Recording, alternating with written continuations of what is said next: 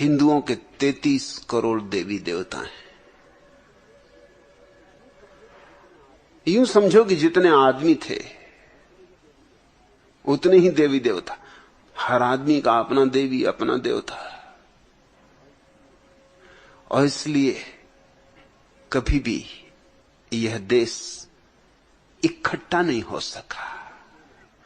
खंडित होना इसकी किस्मत हो गई, क्योंकि इसका ईश्वर तक इकट्ठा नहीं हो सका। आदमियों की तो बात छोड़ दो,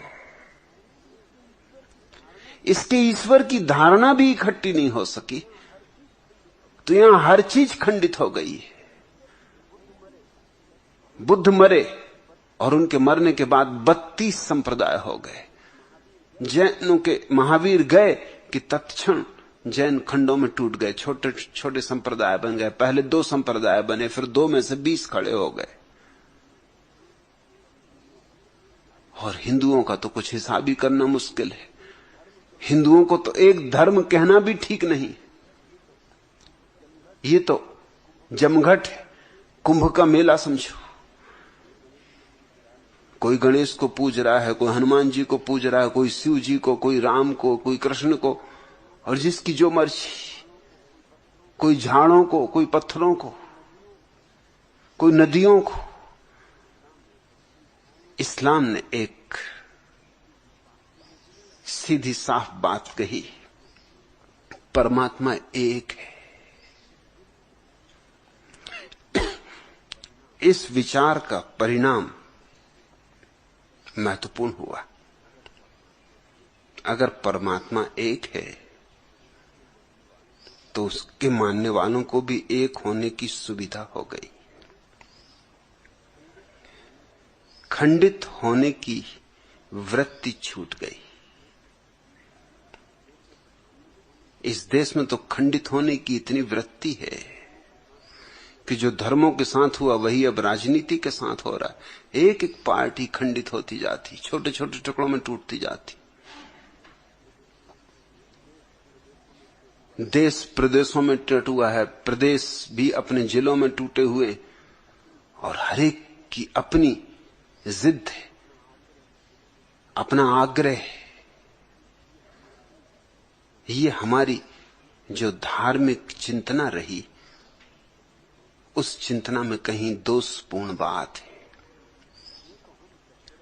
यूं तो हम कहते रहे ऊंची बातें, लेकिन उन ऊंची बातों के लिए हमने कोई बुनियादी ठोस आधार न दिए। इस्लाम ने एक तो अनुदान दिया जगत को कि परमात्मा एक है, इसलिए बहुत प्रतिमाओं की जरूरत नहीं। प्रतिमाओं की ही जरूरत नहीं, क्योंकि तुम प्रतिमा बनाओगे तो अनेक हो जाएंगी। फिर लोग अपने अपने ढंग से प्रतिमा बनाएंगे। किसी का चेहरा ऐसा होगा, किसी का चेहरा वैसा होगा, किसी के 2 हाथ होंगे, किसी के 4 हाथ होंगे। प्रतिमा बनी, परमात्मा को तुमने रूप दिया कि तुमने खंडन शुरू कर दिया। परमात्मा निराकार है, तुम पुकारो। परमात्मा एक भाव की दशा है, तुम उस भाव की दशा में एक हो जाओ, तल्लीन हो जाओ। परमात्मा सागर है, तुम उसमें विलीन हो जाओ।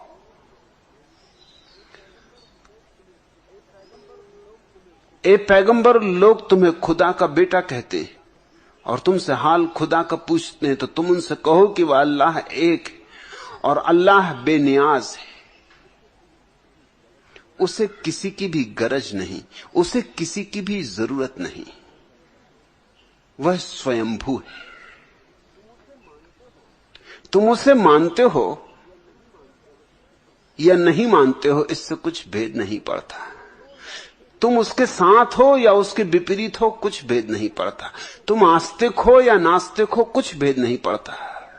वह बेनियाज है, उसकी करुणा तुम पर बरसती ही रहेगी। तुम साधु हो असाधु हो, कुछ भेद नहीं पड़ता। उसकी करुणा में कोई कंजूसी नहीं होगी। वो तुम पर निर्भर नहीं, वो तुम्हारी पात्रता की भी पूछताछ नहीं करता, वो तुम्हारी योग्यता का भी हिसाब नहीं रखता। अगर तुम उसे लेने को राजी हो तो वो हमेशा तुम्हारे भीतर प्रवेश करने को तैयार। वो तुम्हारे द्वार पर खड़ा, द्वार खटखटा रहा है। तो तुम ही उसे भीतर न बुलाओ तो तुम्हारी मर्जी, अन्यथा वह हर घर में आने को राजी।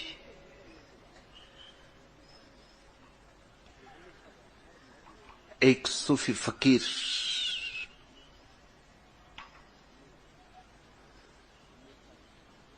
को हमेशा की आदत थी कि अकेला भोजन नहीं करता था, किसी को निमंत्रण दे देता था, बुला लाता था। मगर एक दिन ऐसा हुआ कि बहुत खोजा लेकिन कोई मिला ही नहीं। या तो लोग भोजन कर चुके थे, या लोग भोजन करने जा रहे थे, या कहीं निमंत्रित थे, कोई राजी ही ना हुआ आने को।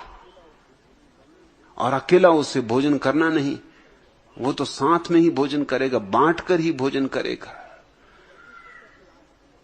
तो उसने सोचा फिर आज भूखा ही रहना होगा।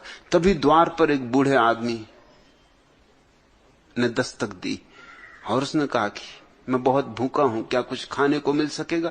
उसने कहा मेरे धन्य भाग, आओ, मैं प्रतीक्षा ही कर रहा था, जरूर तुम्हें परमात्मा ने ही भेजा होगा। उसकी करुणा अपरंपार है। उसने देखा होगा कि मैं भूखा, मेहमान को बिठाया, दस्तरखान लगाया, भोजन रखा, और मेहमान ने भोजन शुरू करने ही जा रहा था कि उस फकीर ने देखा, अरे इसने अल्लाह का नाम ही नहीं लिया। भोजन के पहले अल्लाह का नाम तो लेना चाहिए, प्रार्थना तो करनी चाहिए। उसने उसका हाथ पकड़ लिया, इसके पहले कि कौर मुंह में जाए उसने कहा रुको, अल्लाह का नाम नहीं लिया। उस आदमी ने कहा कि मैं अल्लाह इत्यादि में भरोसा नहीं करता, कोई ईश्वर नहीं, तो मैं क्यों नाम लूं?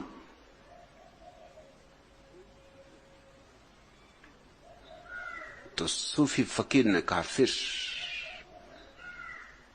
भोजन न कर सकोगे। और कहानी कहती तभी अल्लाह की आवाज सुनाई पड़ी कि अरे पागल, मैं इस आदमी को 70 साल से भोजन दे रहा हूं और इसने एक भी बार मेरा नाम नहीं लिया,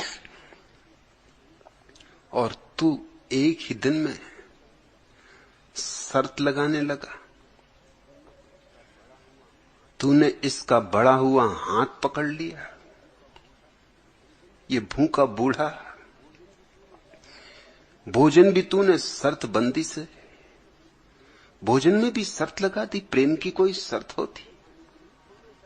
तुझे अनुग्रहित होना चाहिए कि ये तेरा निमंत्रण स्वीकार किया, अनुग्रह तो दूर रहा, तू इस पे शर्त थोपने लगा।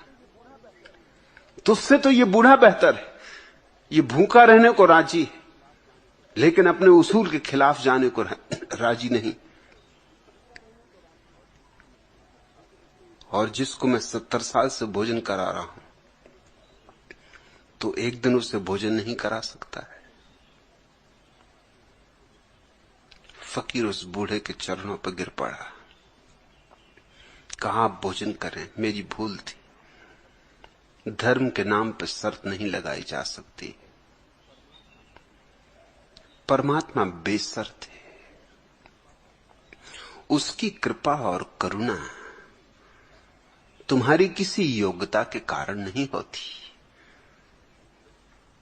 उसकी करुणा उसका स्वभाव है।